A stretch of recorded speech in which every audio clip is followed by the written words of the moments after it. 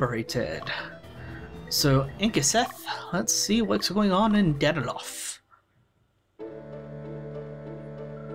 I'm not sure, but I heard the birth in Sentinels enlisted the help of monsters. Is that something monks should do? Oh boy. The birth in Sentinels are supposed to be like the elite fighting force of the Eastern Orthodox Church, aren't they? If they're the ones in trouble, oi.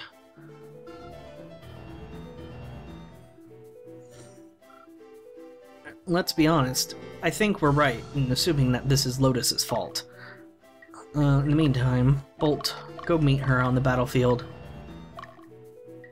Ivan, that's a he, I think. Yep, that's a he. I can't tell very well with Centurions.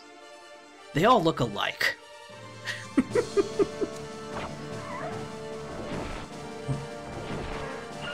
Anyway, like I was saying, with the Lotus, we know that they've...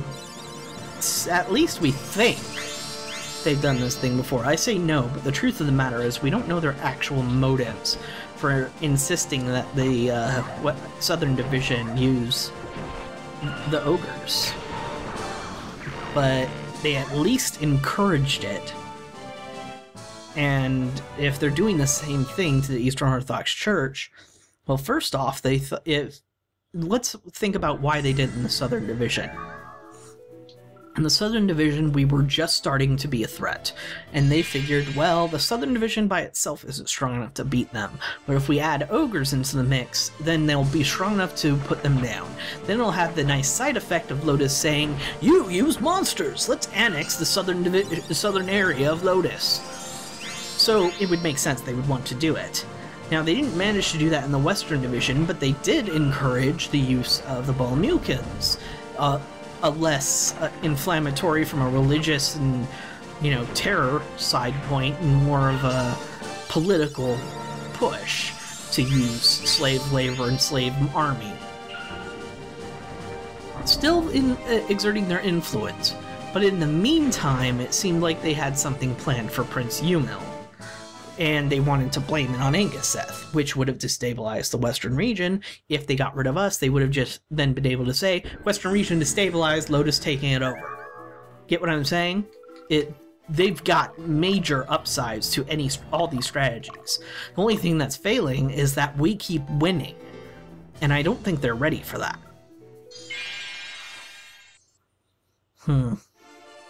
But soon they're going to be. But I think by the time we get to the Central Division, they'll realize that we've got our ducks in a row, and we are a huge enough threat that they gotta pull out all the stops. What's that going to mean? I mean, Lotus itself is so far we've only fought a couple of small units of them. And every time we've managed to get in contact with one of their higher ranked people, they teleport away with some magic we've never heard of.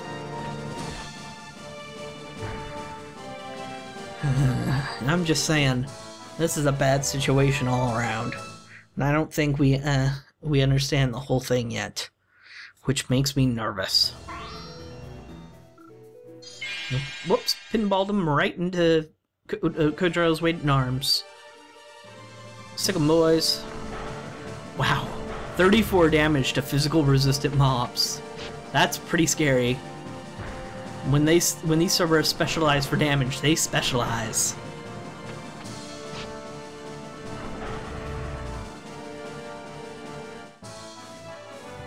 Okie doke. That gets Kojuro and Wind out of danger for now. And we got a Count's Garment, which you need to unlock the Vampire. And here we have a Dragon Master left, who just needs to rest. Troy. Go nuts. Alright, so here we have Rajisk, which is somewhat low morale, but not very. I think I need Inkaseth to take care of this. So once again, Inkaseth leads the charge. Lelia is in charge of the... no! Inkaseth, back! Okay, how do I want to deal with a Cockatrice unit? With trickery and deceit, of course. I think what I'm going to do is I'm going to send Kodro in from behind. Remember, we've made it quite clear that these units at the strongholds tend not to move very much, even so much as changing their direction.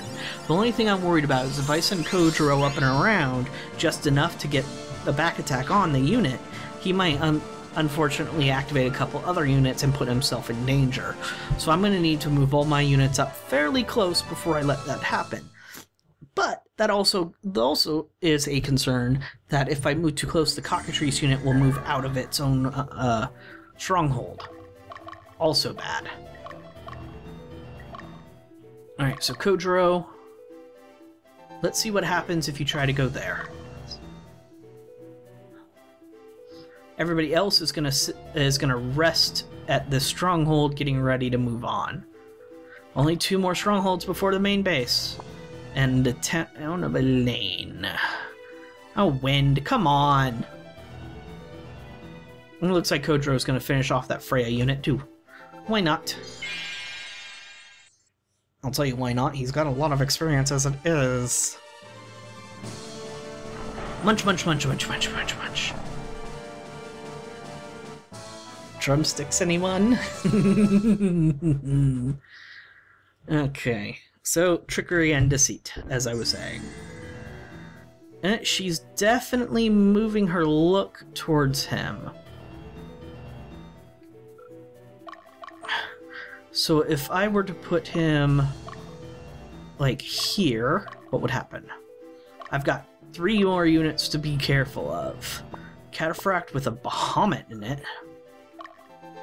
Break camp. Wind, break camp. Take the 2 steps you need to get to town, please. Then Carlson and a Paladin Knight group. Okay. So I think this trickery and deceit can work. However, I need everybody across that bridge. And I need to be very, very careful. So I need to be very cautious with how I place these markers. I don't want them accidentally going too far. Basically, I want her to face 1 unit, and then I want the other unit to attack when her back is turned. But I'm worried that she just automatically switches in between whoever's closest. So we need to test that that's true too. Here's Jones, a Cataphract unit actually attacking, going after us, which is bad. This could ruin everything. Alright, yep, she starts facing us. So... attack! Oops, didn't mean to do that. Alright, Bolt. Also attack. Come on. No! I might need to run as fast as possible, and then hope she doesn't turn around. Oh, I won't have enough time to run, though, will I?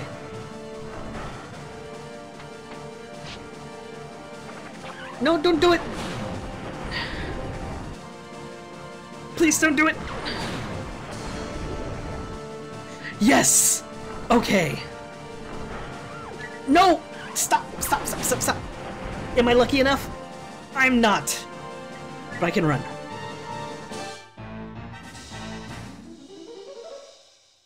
Okay, I need to call Bolt back. He might accidentally capture the town. Bolt. Stand pat. Ankaseth. Take the stronghold. Kodro. You've done more than enough this time, bud. Head all the way home. Wait, did I give you... I didn't. I didn't pass out revive stones. I probably should have. Once Ankaseth liberates, everybody can move forward. Head out, Vega.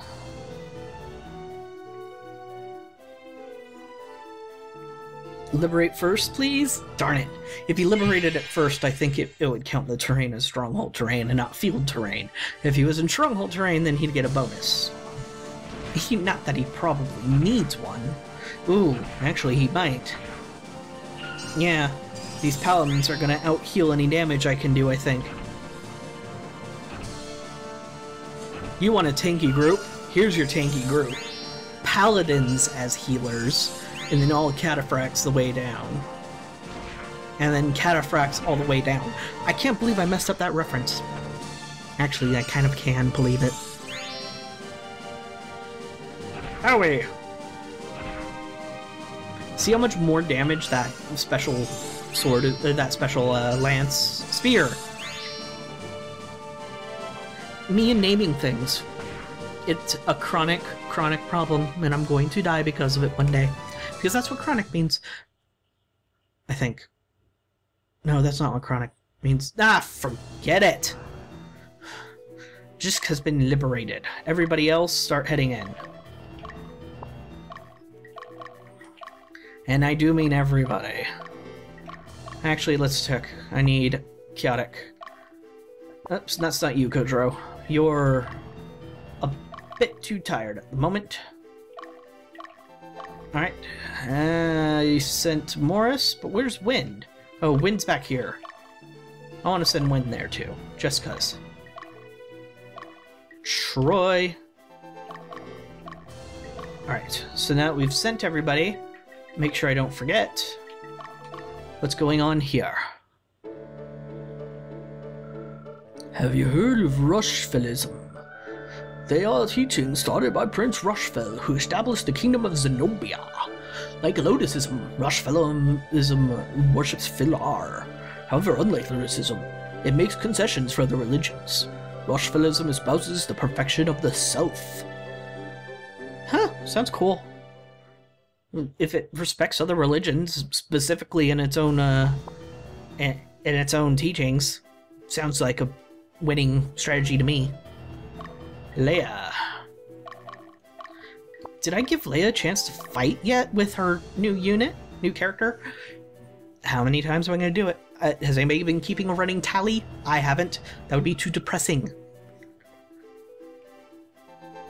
Alright, so once they get there, and there's no one guarding it, I might as well go charge in.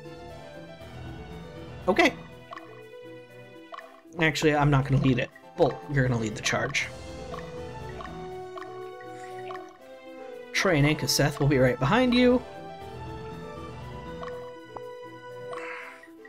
I'm not worried about freeing the dog from petrification, by the way, because you can do so in between missions.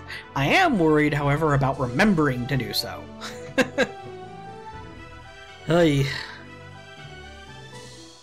Come on, liberate. Liberate. I know you can do it, Morris. Even though your team's alignment has always been a little bit shaky. Come on, liberate. Lane has been liberated. Very well done.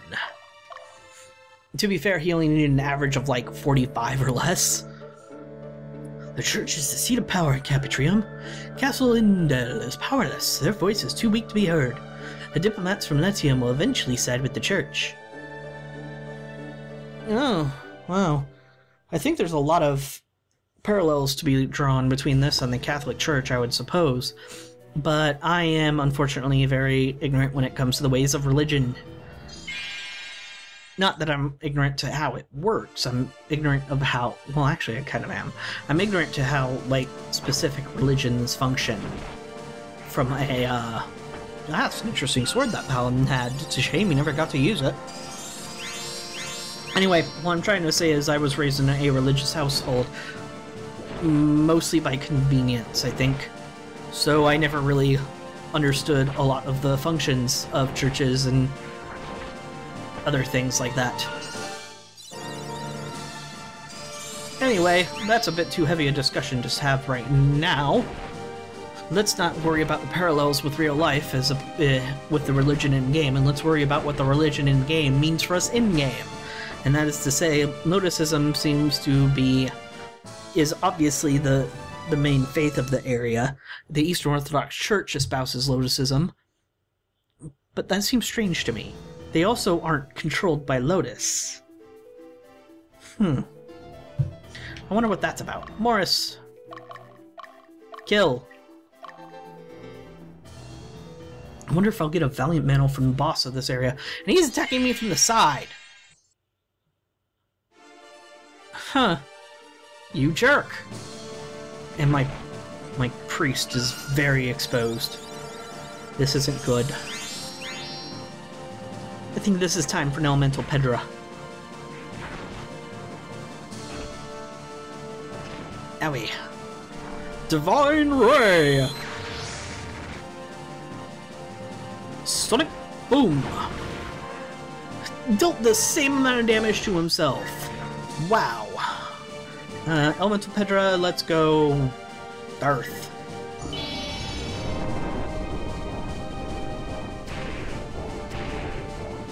What am I looking at here? That's just...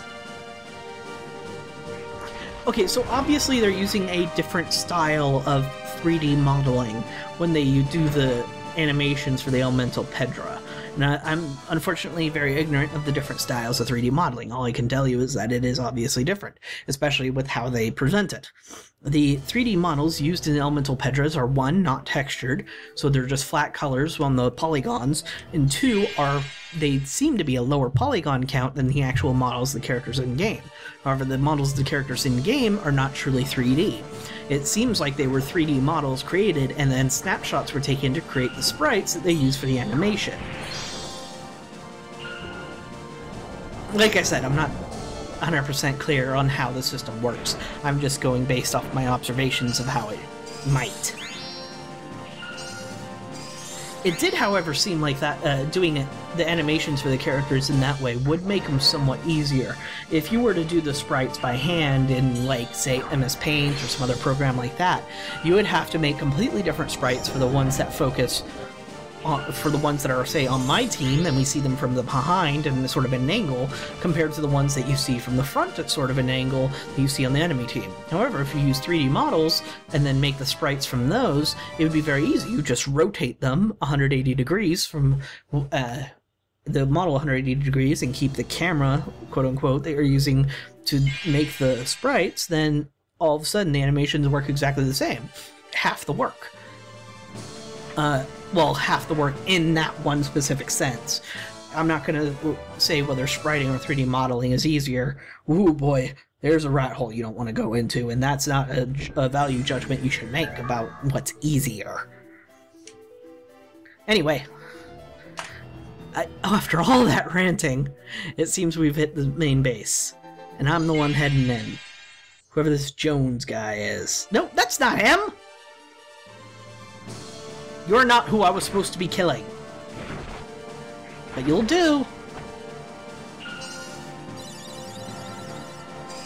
Got rid of their leader, so that means they at least won't be coming back to bother us.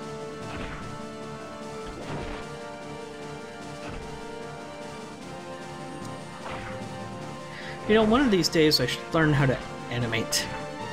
That was a random thought. I don't know why I said that. So, it seems that we are doing quite well. Thankfully, I didn't notice anything specific from enemies that drop specific items. Like, even now, we're getting shops that have the special equipment that I've been espousing the glories of, like the Bow of Sandstorm. We could buy that from the last place. So if you really want to min-max an awesome bolts getting the charge in, you just go to the stores and pick and choose. Haven's God, tell me why you are here. Are you trying to gain support from the Eastern Orthodox Church? Recognize him? He was the one that was working with Raid way at the beginning of the game. Let me give you a piece of advice. Don't even bother. You won't walk away from this in one piece. Your lives end this day. Say hello to Geel, the first Black Knight we ever met, and one of Raid's allies. Any friend of Raid is an enemy of mine. Thunderflare. Of course, if he's anything like Raid, he's running. You think Eastern Orthodox Church is going to help you? I guess you don't know yet. Both the Eastern region and its church are already under our control. It was a big mistake for us to have left the Haven's Guard alone for this long. I should have taken care of you long ago. Huh. I expected him to get away.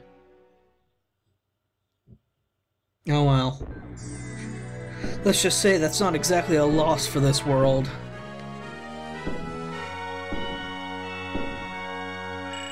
And we got his weapon, the Erdebrun. Erdebrun? Erdebrun. I have no idea how to pronounce that. Couldn't he have been a little more thoughtful and name his weapon something pronounceable? I mean, really. I understand that Odoron has lost his station as the Archbishop of the Eastern Orthodox Church. As Jill said, looks like the Eastern Orthodox is controlled by the Central Division. What? Why, Hugo? It's been said the Burthen Sentinel, he let a Burthen Sentinel be possessed by the devil. He had contact with the denizens of the Netherworld. That's impossible. How could Odoron... Odoron was replaced by Karakov, formerly an officer of the Central Division.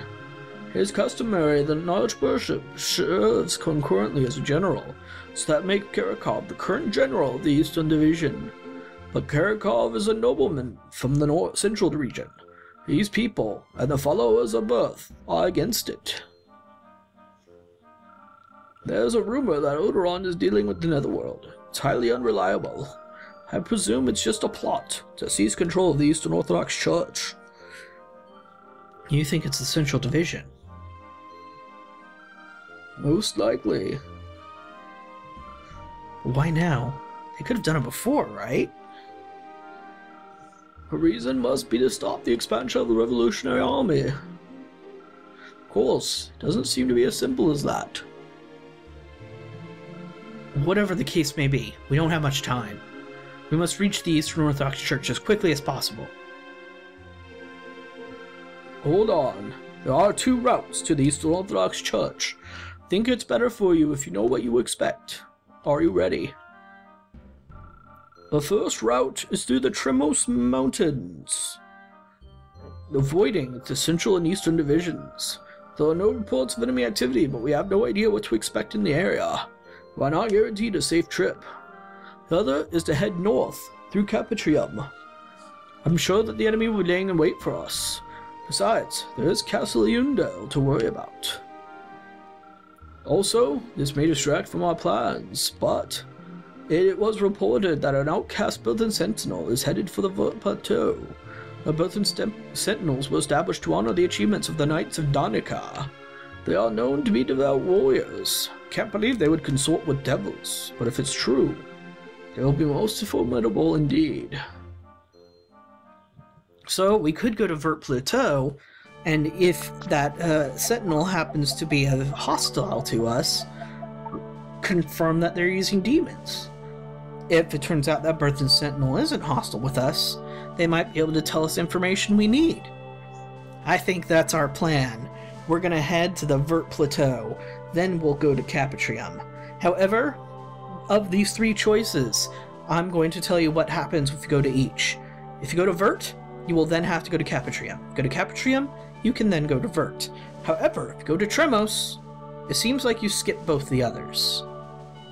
I wonder why. Too bad we won't be finding out, because like I said, I think Vert's the right choice. So thank you very much for watching, and I'll see you next time.